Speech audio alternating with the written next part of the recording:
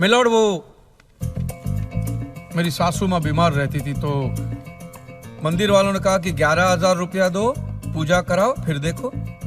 तो पूजा कराई और सासू माँ टपक गई। चलो वो तो अच्छा हो, लेकिन 11,000 भी गए। मिस्टर कांजीलाल जी मेहता, यस सर।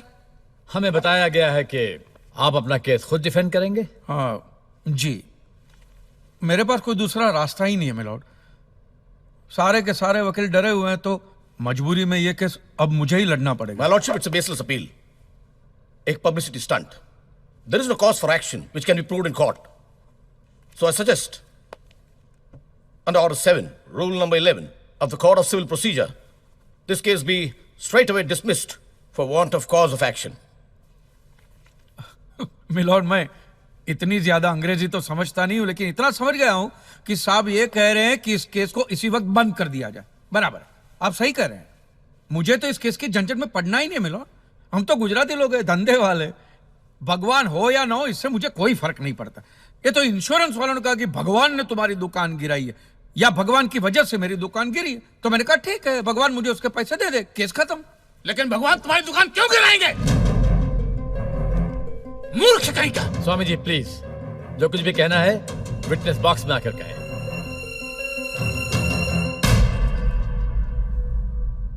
एतस्पातिकिं क्षम्यताम्, एतस्पातिकिं क्षम्यताम्। ईश्वर इसके पापों को क्षमा करे। भगवान तुम्हारी दुकान क्यों गिराएंगे? मैं भी तो वही कह रहा हूं, भगवान मेरी दुकान क्यों गिराएंगे? उनको तो बहुत और भी इंपॉर्टेंट काम होते होंगे।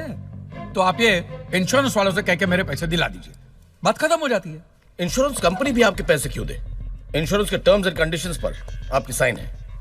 Exhibit number 1 sir. बस तो मिलॉर्ड, फिर मुझे भगवान को ही पकड़ना पड़ेगा। तो फिर बुलाइए वो राम जी, शिव जी, गणपति, जिससे भी आपकी पट्टी हो। कीजिए हड़गुम्बा तांडव बिंडो करके उधर। मूर्ख! मोक्ष की प्राप्ति होती है तभी भगवान मिलते हैं। तेरे जैसे तुच्छ मनुष्य के लिए भगवान धरती पर नहीं आएंगे। होंगे तो आएंगे ना महाराज। अरे क्या इतना लाखों का टर्नओवर है आपका, और थोड़ा ही सेटलमेंट करना, कर दीजिए। मैं तो कैश डिस्काउंट भी दूंगा। सच। I object my lord. भगवान की सेवा कार्य को धंधा कह रहे मिस्टर कांजी? बिजनेस? हाँ, ये बिजनेस ही है मिलॉर्ड, बिल्कुल बिजनेस है ये।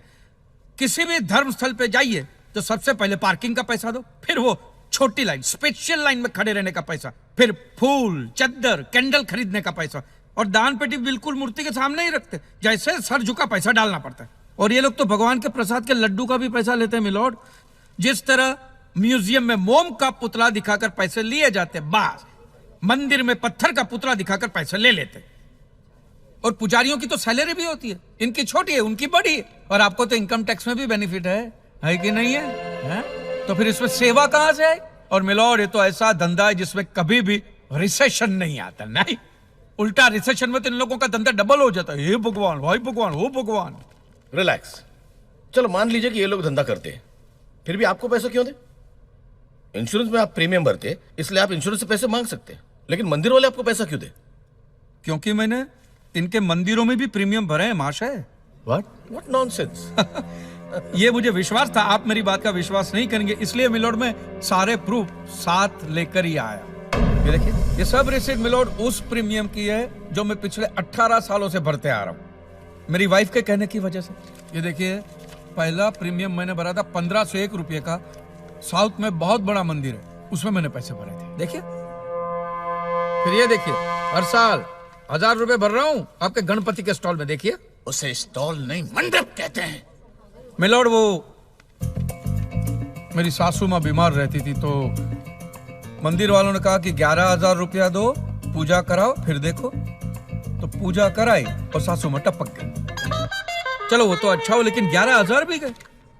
और एक भी रुपया रिफंड का नहीं दिया उन्होंने मुझे। फिर ये देखिए, ये मस्जिद का चंदा, दरगाह की चद्दर, चर्च की कैंडल, फकीर की झोली, बाबा की अगरबत्ती, माँ की चुंदड़ी, टोटल में 10-10.5 लाख रुपया इन सारी दुकानों में भर चुका हूं। बस! बस! क्या दुकान लगा रखा है? इसे मंदिर कहते हैं, मंदिर!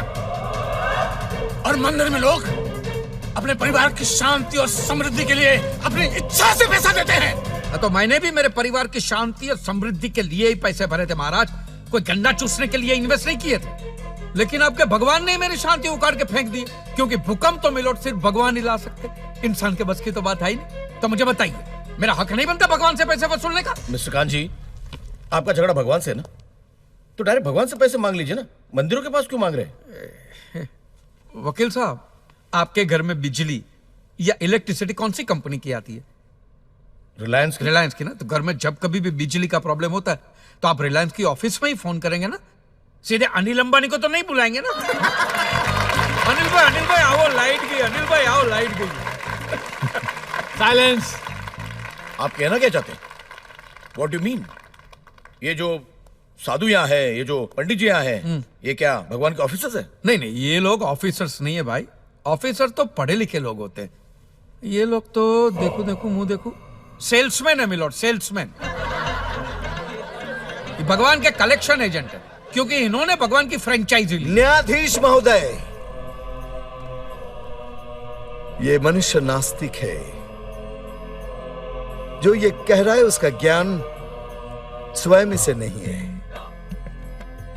परंतु हम तो साधु हैं, इसे क्षमा कर देते हैं। लेकिन इस अधम पाप के लिए दुनिया इसे कभी माफ नहीं करेगी। तेरा घर से निकलना कठिन हो जाएगा अगर भगवान के विरुद्ध कुछ भी कहा तूने। मैया मोरी, ये आपको मेरी चिंता हो रही है कि मिलोड के सामने मुझे चेतावनी दे रही हैं? हमें जीव मात्र की चिंता है। तो फटाफट पैसे निकाले, बात खत्म कीजिए फिर। My Lord, this is enough. ये डोनेशन रिसीट्स है, जनरल सबमिशन। भगवान और मेरे क्लाइंट के बीच कोई एजेंसी एग्रीमेंट नहीं है। हाँ जी, बेतु की बात कर रहे हैं।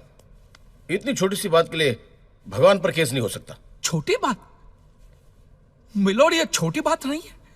वो दुकान मेरा सब कुछ है, मेरी रोजी रोटी, मेरे बीवी बच्चों का सहारा वो दुकान है।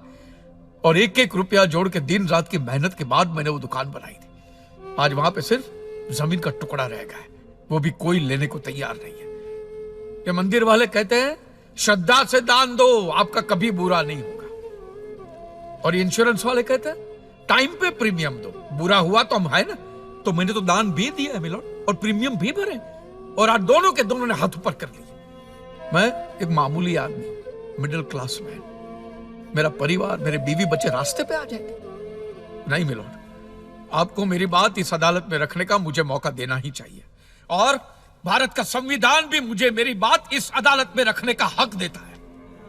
Please milord.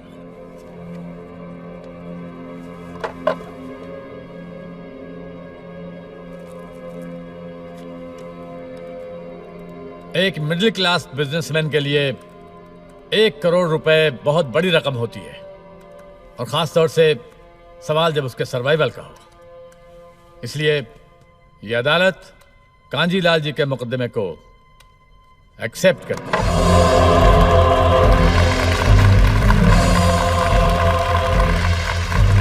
साइलेंस। और सारे एविडेंस और आर्गुमेंट्स को अच्छी तरह एग्जामिन करने के बाद यह फैसला देगी कि मिस्टर कांजीलाल को इनके पैसे मिलेंगे या नहीं। अगर मिलेंगे तो कौन देगा, इंश्योरेंस कंपनी या फिर मंदिर? Court is adjourned for the day.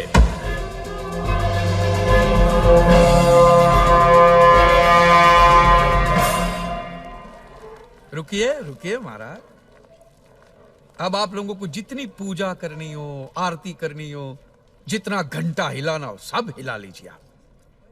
आपके भगवान ने मेरे अकेले की दुकान गिराई है ना, तो अब मैंने अकेले ने उसकी सारी दुकानों पे ताले नहीं लगवाए ना महाराज, तो मेरा नाम भी कांजी लालजी मेहता नहीं। और ये मेरी आप लोगों के लिए कोई चिंता फिंता नहीं, खुली नंगी चेतावनी। यस।